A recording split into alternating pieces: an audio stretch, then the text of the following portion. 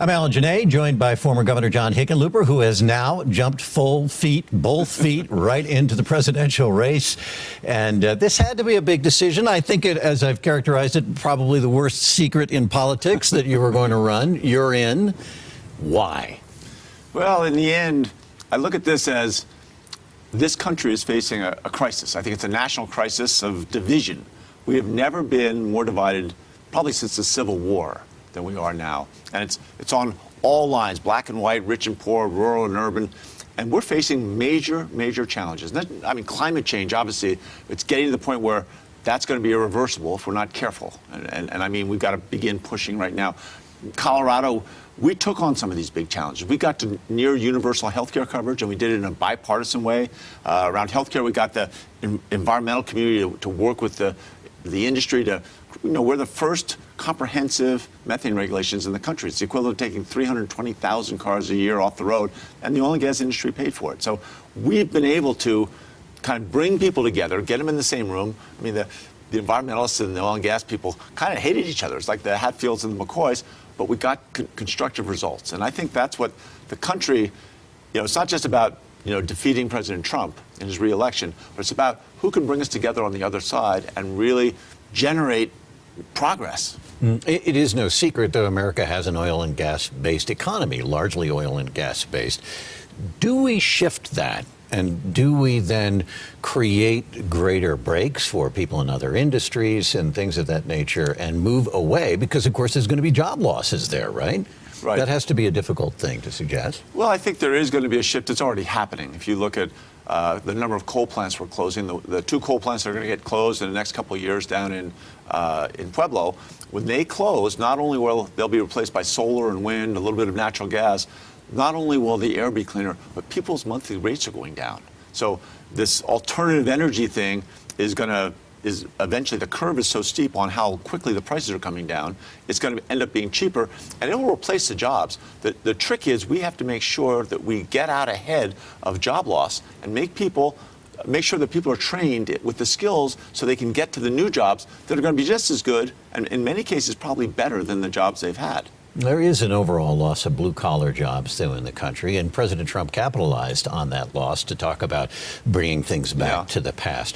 What kinds of jobs should we have? What should we be training for, and how does college education fit or not fit into that? Well, I think college education is always going to be the important thing that we try to get everybody to go to college, but the truth is that for the last 40 years, 65–70% of our kids are never going to go to college.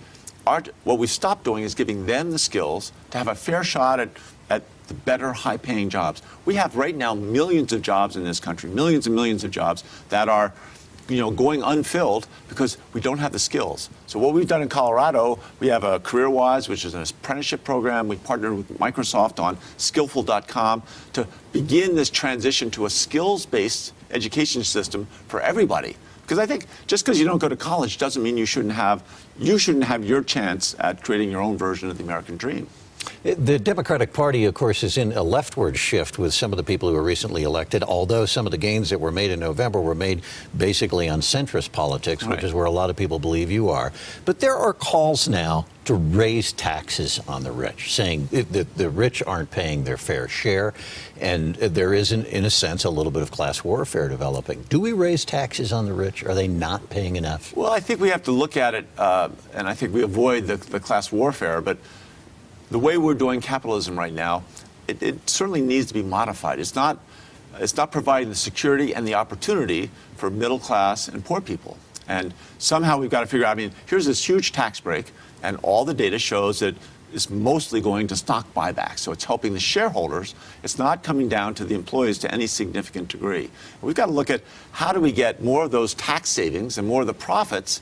How do we get companies to share those resources, those revenues, with the 70 million people that make less than $75,000 a year? That's the challenge. I think it's in everybody's self-interest to recognize we need to expand the middle class in this country and make sure that it's growing, not shrinking, as it has the last 30 years. Well, then, specifically, what would you do there? We have seen a lot of that going to stock buybacks, and the money has not gone to creating as many jobs as was advertised. How do you do it? Well, I think you have to begin looking at getting the leadership of the business community together and say, all right, how do you think we should do this? Because if you're not willing to be at the table and help us find solutions, we're going to find our own solutions. And my experience has been when you sit down and engage everybody at the table, you can get pretty constructive results.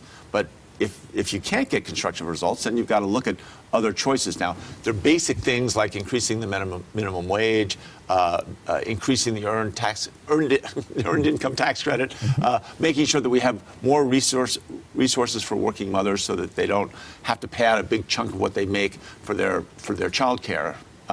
Those are the basics. But I think on a larger scale, we've got to champion innovation, make sure that we do have jobs, make sure we have the training so that anybody, I mean, no matter what background they come from, has an equal chance at getting these new, higher-paying jobs.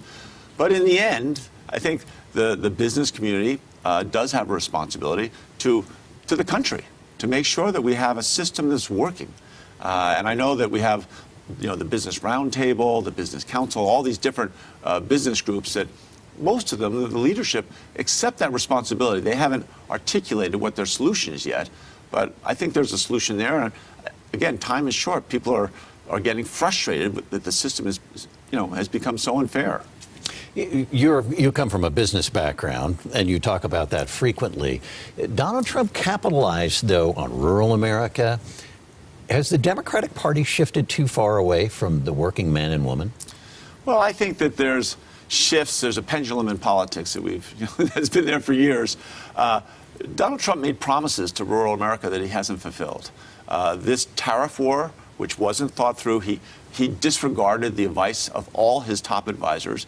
And, when I was in Iowa a couple weeks ago, and one of the business leaders there said that even if we have 8 consecutive years of soybean crops that come in above average and we get our old prices for the soybeans, that 8 years is what it'll take just to get back to where they were.